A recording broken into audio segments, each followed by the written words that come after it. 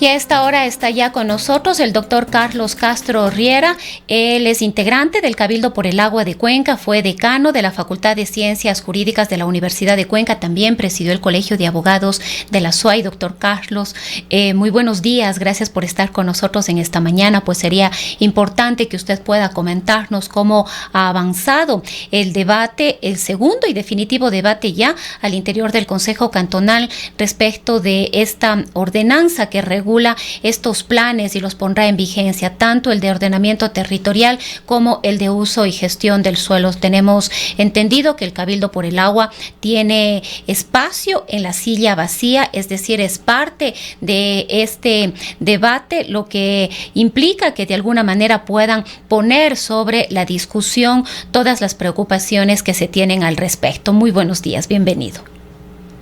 Buenos días, Rosana. Un saludo a la audiencia del programa y de tan importante medio de comunicación social. Nosotros estamos participando en la discusión, el segundo debate, en la ordenanza que actualiza el Plan de Desarrollo y Ordenamiento Territorial y norma el Plan de Uso y Gestión del Suelo. En la silla vacía están ocupando representantes tanto del Cabildo del Agua, cuanto del Foro Autónomo por la Defensa de los Intereses de la SUAY, del Colectivo Ciudadano Cuenca 2050 y otras organizaciones. En total, al comienzo de las discusiones existían como 64 delegados ciudadanos. Al siguiente día estuvieron ya menos de la mitad y el día de ayer estuvimos solamente 11, ¿no? De forma que ha ido disminuyendo el número de participantes en la silla vacía. Creo que así son las cosas, suele haber muchos inscritos para participar en estos debates, pero luego va disminuyendo esa participación. En todo caso, creo que ha sido importante hasta aquí nuestra presencia en la discusión, en el segundo debate de esta trascendental ordenanza, y hemos tenido logros significativos, porque hasta el momento hemos logrado que el Consejo Cantonal del Cuenca incorpore a más de otras disposiciones que ya estaban, algunas que vienen a blindar el tema de precautelar nuestras fuentes hídricas, páramos, humedales, bosques y vegetación protectores.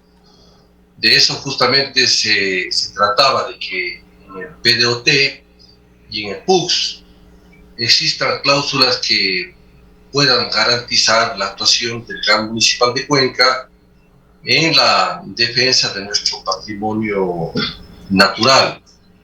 Y se han conseguido que se incorporen importantes disposiciones normativas, mandatos de cumplimiento obligatorio. Hasta aquí se ha aprobado la exposición de motivos, los considerandos, el objeto de la ordenanza, el ámbito de aplicación, los fines, los objetivos del plan de desarrollo, cuáles son los instrumentos del ordenamiento territorial, los ejes del plan de desarrollo y ordenamiento territorial, y en la discusión y el debate de las normas de estos diferentes aspectos se han ido introduciendo importantes alcances. Doctor Castro, ¿podríamos decir entonces que se estaría logrando este blindaje que se ha venido de alguna manera exigiendo dentro de estos planes para proteger las fuentes hídricas de la ciudad, sobre todo frente a la arremetida minera? Sí, efectivamente, no va a existir argumentos en el futuro para que no exista una defensa decidida, apegada a la Constitución, a las leyes y a la ordenanza, de los derechos de la naturaleza y específicamente de las fuentes hídricas que alimentan los ríos, de los cuales sirven para tratar el agua, para dar este servicio a la ciudad de Cuenca.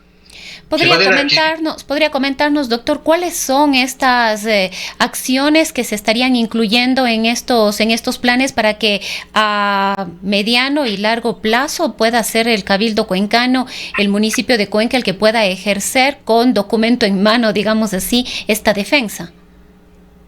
Bien, comenzaré señalando y recordando que la Corte Constitucional, en su dictamen para dar paso a la consulta popular, entre los considerandos estableció dos que son importantes para efectos prácticos y operativos de la protección de las fuentes hídricas. El uno, aquella disposición que señalaba que se delimite en forma definitiva las zonas de recarga hídrica de los ríos de la consulta. Eso se llevó a cabo obedeciendo el dictamen de la Corte Constitucional y sobre todo el mandato ciudadano. Lo hizo el Ministerio del Ambiente, Agua y Transición Ecológica, y se delimitó toda la zona de recarga hídrica cantonal. Esas zonas de recarga hídrica cantonal están explicitadas, objetivizadas, visibilizadas correctamente en el Plan de Desarrollo y Ordenamiento Territorial, con sus respectivas coordenadas, señalando con precisión el acuerdo ministerial, la fecha en que se expidió, señalando con claridad también el tema de cuándo se llevó a cabo la consulta, cómo se dio la votación en la ciudadanía, de manera que estos aspectos importantes ya están plasmados en esta ordenanza. Por otro lado, la Corte Constitucional había ordenado que se contemple en el PDOT las acciones para ejecutar la defensa de la integridad de las zonas de recarga hídrica, y entonces en la ordenanza se ha incluido una disposición que corresponde al considerando 66 del dictamen de la Corte Constitucional, en el sentido de que la Dirección de Control Municipal, la Comisión de Gestión Ambiental y Etapa, en el ámbito de sus competencias, deberán asumir todas las medidas preventivas para precautelar que no se dé la explotación minera metálica a gran escala en las cuencas de los ríos Tarqui, Yanucay, Machángara, Tomebamba y a mediana escala en el río Norcay, y que además proceda a sancionar todas aquellas acciones antrópicas que vengan a violar la integridad de esta zona de recarga hídrica. Aparte de que se puede oficiar para que el Ministerio del Ambiente, Agua y Transición Ecológica, en el ámbito de sus competencias, pueda sancionar también otras conductas colaterales cuya competencia radica en ese organismo. De forma que, en primer lugar, se ha asegurado que se introduzca en la ordenanza los considerandos que la propia Corte Constitucional había señalado que deben contemplarse dentro del PDOT. Luego, además, hemos tratado de blindar de otra manera en la ordenanza para que se precautelen estas zonas estratégicas del Cantón Cuenca, como son las zonas de recarga hídrica. No solamente estas, sino también las áreas de conservación y uso sustentable, las ACUS que se establecieron por ordenanza municipal por parte del Consejo Cantonal. Además de ello, hemos planteado en los objetivos, en los fines de la ordenanza, el que se precautele el patrimonio natural de Cuenca, que además los ríos estén protegidos, todo lo que es el dominio hídrico público, que es importante, y se logró introducir también una disposición importantísima dentro de la ordenanza, en el sentido de que las instituciones del sector público, cuando realicen intervenciones en el suelo urbano o rural del Cantón Cuenca, tengan que hacerlo y respetarlo, hacerlo y respetar el marco del plan de ordenamiento territorial y el plan de uso y gestión del suelo. Me explico. Si nosotros hablamos de la autonomía y la descentralización, de gobiernos autónomos descentralizados, como señala la Constitución de la República, no se pueden tolerar intervenciones arbitrarias del Estado central en el territorio del Cantón Cuenca, en donde quedaría el tema de la autonomía política de los gobiernos seccionales, si es que efectivamente las actuaciones del Estado central no se enmarcan en un mínimo respeto de lo que son las decisiones normativas del gobierno municipal. Ahora, doctor Castro, aquí nos entra una duda que además ya se ha venido discutiendo, ¿no? Si bien tendríamos ya esta ordenanza aprobada, siempre y en estos últimos tiempos ha entrado en debate y en discusión los tiempos. ¿Qué va a pasar si la ordenanza se aprueba ahora, en pocos días más, ojalá, con todos los requerimientos y exigencias ciudadanas frente a actuaciones del gobierno nacional anteriores? Y este punto va dirigido estrictamente a lo que está ocurriendo con los proyectos mineros aquí en la ciudad de Cuenca y otras concesiones. Sabemos que el territorio del cantón, un porcentaje altísimo, está concesionado a distintos proyectos de distintos tipos, además de extracción. Pero aquí se juega o nos juegan mucho a los ciudadanos los tiempos, es decir, pero estas concesiones y estos proyectos fueron entregados ya antes. Mire, sobre eso hemos tenido ya un largo debate. Tenemos una Constitución de la República en donde se establece la forma de ejercer los derechos. En el artículo 11 está la forma de ejercer los derechos y dentro de ello está el derecho al agua. Es un derecho irrenunciable, imprescriptible, y los derechos no es que se respetan de aquí en adelante, no, pues los derechos son reconocidos por la Constitución. El derecho al agua es un derecho esencial para la vida de los individuos, de las personas, las comunidades, los pueblos, las ciudades.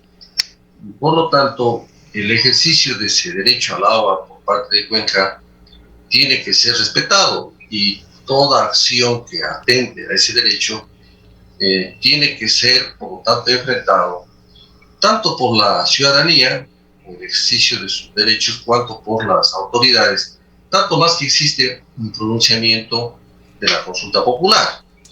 No sirven aquellos argumentos que pretenden decir que ese derecho a tener el agua en la ciudad de Cuenca, que tengamos agua limpia, que se precautelen nuestras fuentes, a que se respete la zona de recarga hídrica, porque si no se respeta la zona de recarga hídrica, no hay simplemente recarga del agua. Entonces es como tener agua para hoy, pero agua contaminada para mañana, o escasez de agua, porque no existe el agua. Y usted comprenderá entonces que se tiene que hacer prevalecer ese derecho, esa voluntad de Cuenca. El gobierno central se equivoca con su actitud neocolonial, prepotente, burocrática, centralista desde Quito, queriendo imponernos a nosotros la minería en los páramos, en nuestras fábricas naturales de agua. De manera que nosotros tenemos suficientes argumentos en la propia Constitución, en las leyes de la República, en el Código Orgánico del Ambiente, en la Ley Orgánica de Recursos Hídricos, en las ordenanzas municipales actuales, en esta que se está aprobando, en el dictamen de la propia Corte Constitucional, como para defender este derecho de Cuenca. Más allá del tema inclusive jurídico, es un tema de carácter político, ético, de respeto a la voluntad soberana.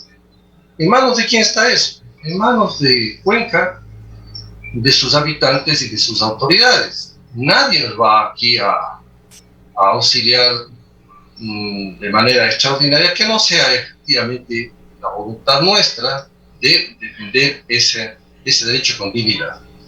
Y el gobierno tendrá que escoger, pues, no entre defender a Cuenca, mirar y velar por los intereses de Cuenca, o defender los intereses de una compañía transnacional minera. El gobierno escoge el camino. Si escoge el segundo camino de defender el interés de una empresa transnacional minera, entonces se topará con la resistencia del pueblo de Cuenca. Y esperemos que el gobierno se acote y observe la Constitución, la ley y la voluntad popular. Si no lo hace, el gobierno será quien esté al margen de la Constitución. Y entonces se deberá exigir por parte del pueblo de Cuenca y a nivel inclusive nacional que recobremos el poder constituyente y decirle al mandatario o cualquier autoridad que esté fuera de la Constitución y la ley que no esté ejerciendo su mandato en los límites que expresa la voluntad popular y que por lo tanto su mandato es arbitrario, neocolonial, irrespetuoso a la ciudad, irrespetuoso a la colectividad.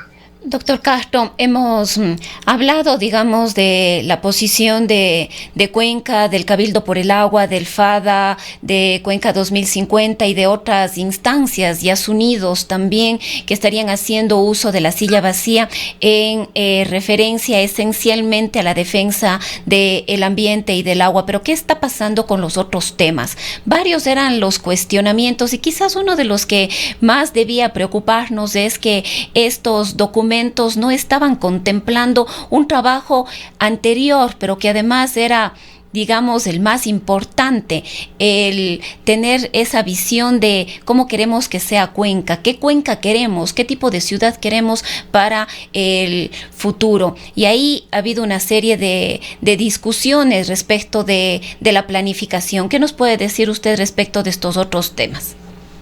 Bueno, mire, desde el primer debate de la ordenanza al segundo debate se han introducido cambios.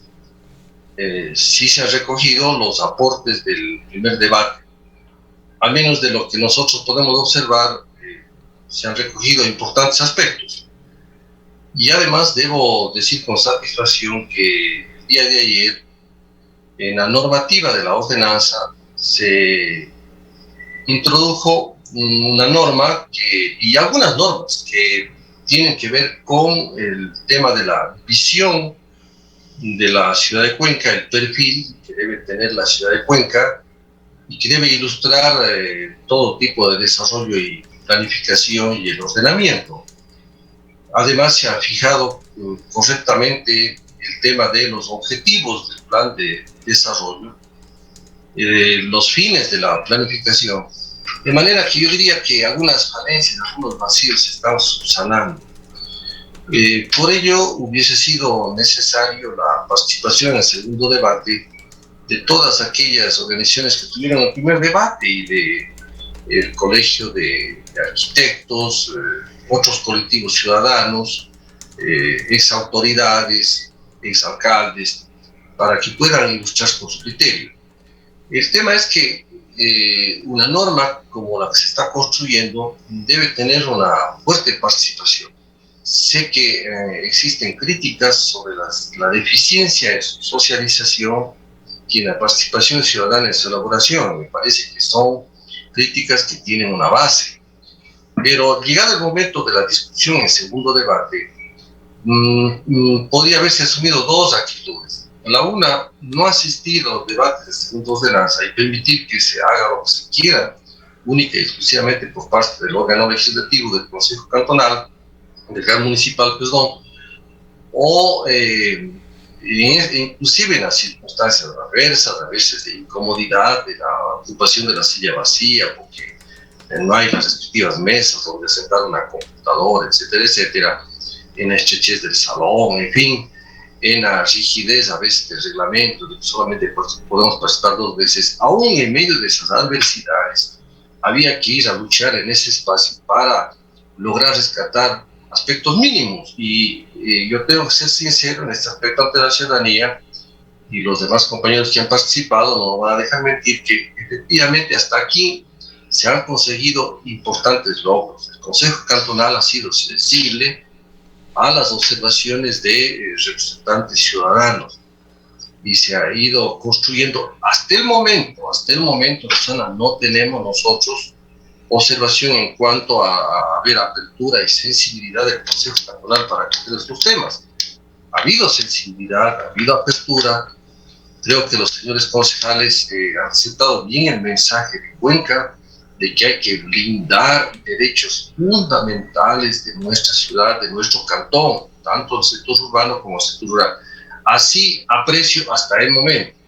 Esperemos que esa misma voluntad política, esa misma sensibilidad se exprese y luego con fidelidad se recoja ya en el cuerpo de la ordenanza definitivo estos avances.